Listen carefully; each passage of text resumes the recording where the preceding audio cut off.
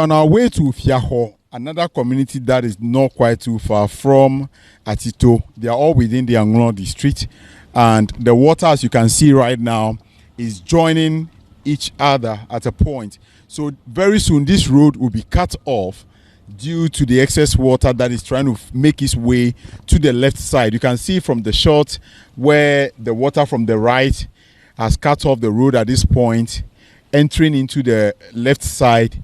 And when you go beyond, which is the left side, you are going to Alakble and other communities in that area. Alakble is a very popular community that has produced some illustrious sons of this country over the time.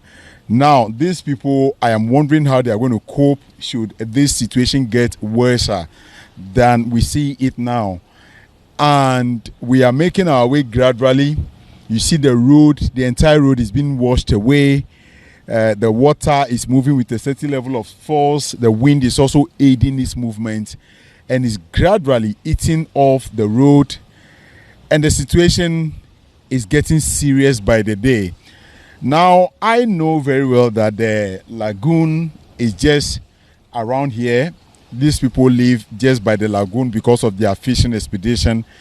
But over time, we understand, due to the spillage from the Akosombo Dam, it has caused the river to enter into the lagoon at a point, specifically at Anyanwi, making it rise to a level where it is now coming into this part of other communities within the Anlo District. And from the look of things, if this road should remain here in the next week or so, then it should be a certain level of miracle. But largely, the situation or the water is receding in the South Tongue, North Tongue, and Central Tongue areas that were hardly hit last 2 weeks.